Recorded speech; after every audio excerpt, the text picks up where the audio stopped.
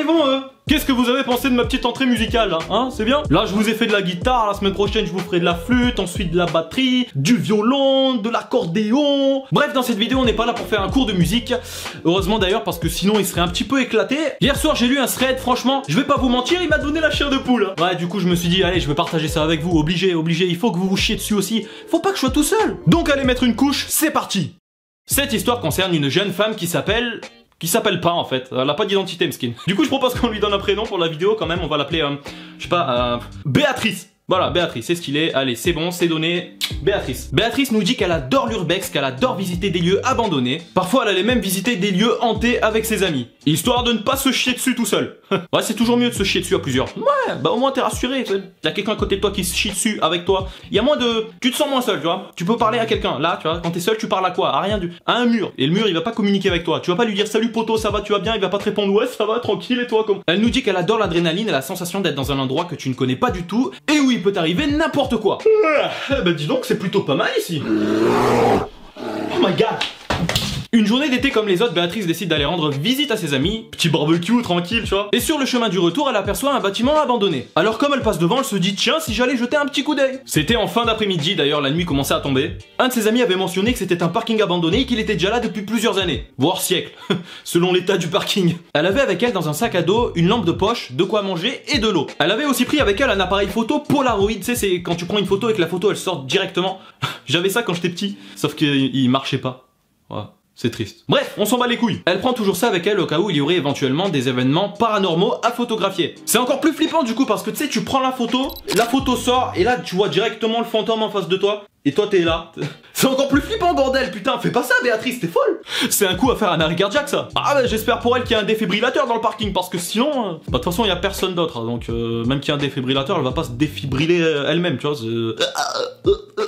Lorsqu'elle est arrivée sur les lieux, elle nous dit qu'elle ne pouvait pas garer sa voiture à l'intérieur du parking parce qu'il y avait une clôture en fait tout autour du parking, une géante clôture de 2 mètres, tu vois, 2 mètres 50. Du coup ce qu'elle a fait c'est qu'elle a garé sa voiture à l'extérieur du parking et elle a escaladé la clôture pour accéder au parking. Ouais, on a affaire à Lara Croft là, hein. Une fois la clôture escaladée, elle a alors pris une photo de l'extérieur du parking juste avant d'y pénétrer. Oula, Après avoir être rentrée dans le parking, elle a immédiatement eu un frisson. Elle se sentait nerveuse et n'a jamais été aussi inquiète sur un lieu abandonné. Au plus elle avançait, au plus c'était effrayant. Elle a même pu voir sur les côtés du bâtiment des vignes en fait qui ruisselaient parce que tu sais quand un bâtiment est abandonné, il y a plein de mauvaises herbes qui grimpent tout le long du bâtiment et au final elles finissent par l'entourer clairement. Donc ouais, ça nous prouve bien que le bâtiment est vieux. Elle nous dit aussi qu'habituellement sur les lieux abandonnés qu'elle avait visités auparavant, elle trouvait des graffitis sur les murs, des tags ou alors des bouteilles cassées au sol, sauf que là il n'y avait absolument rien. Nada, que chi, walou. Elle a alors eu ce sentiment comme si l'endroit avait été construit puis ensuite laissé à l'abandon. Après pourquoi? I don't know. Elle décide du coup de monter au 2e étage. Et lorsqu'elle est arrivée, elle a immédiatement été choquée par l'architecture, qui n'était pas du tout pareil que le 1er étage. En gros, il y avait un mur, un espèce de géant mur qui séparait l'entrée de l'autre côté de la pièce, tu vois. Et juste en face d'elle, sur ce mur, il y avait une porte. Donc forcément, ça l'interpelle. Moi aussi à sa place, j'aurais été pareil. Attendez. C'est quoi ce merdier là? Pourquoi un mur en plein milieu d'un parking? C'est quoi l'intérêt? Bon, alors ce qui lui vient à l'esprit à ce moment-là, c'est de sortir son appareil photo Polaroid et de prendre une photo. Au cas où il y aurait quelque chose de chelou sur la porte, hein, on sait jamais. Ouais, ouais, comme ça, je suis prévenu et je peux partir, tu vois. Ah, je saute par la fenêtre, je m'en bats les couilles. La photo sort immédiatement, elle l'inspecte et puis... Bah rien de spécial, du coup elle la range dans son sac à dos et puis s'avance vers la porte.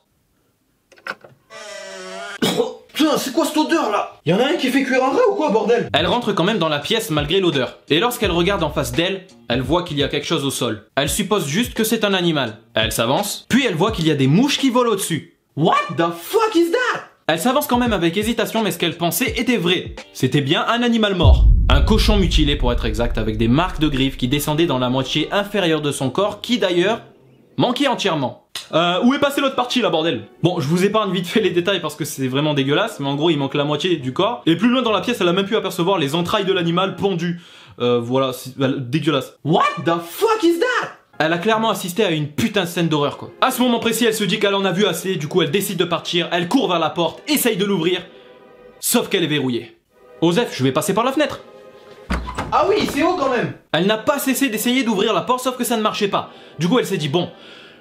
Calme, elle a pris une grande aspiration puis elle a essayé d'appeler le 911, le numéro d'urgence aux États-Unis. Sauf que personne ne décrochait, sûrement dû à un appel excessif. Bon bah il me reste plus que la fenêtre hein. Ouais, non, c'est toujours haut quand même. Elle a tellement été choquée par ce qu'elle a vu qu'elle a même fini par avoir des hallucinations. Lorsqu'elle regardait à l'extérieur, elle se voyait au-dessus des nuages, le bâtiment lui paraissait plus haut. Tout naturellement, elle a alors décidé de sortir son appareil photo pour prendre une photo de ce qu'elle voyait. Et lorsqu'elle a entendu le déclic, un bruit fort a commencé à retentir derrière la porte.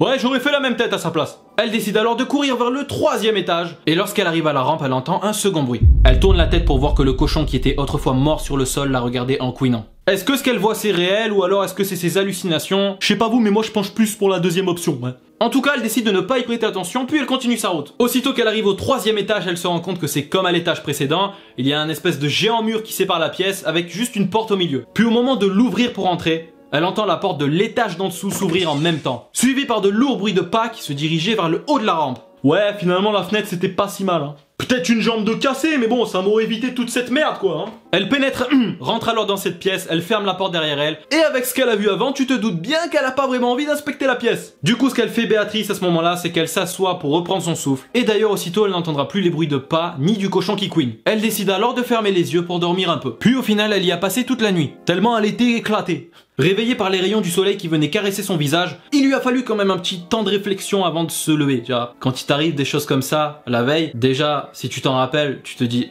« c'était un rêve !» Les bruits, le cochon, tout ça qui me regarde. Non? C'était vrai?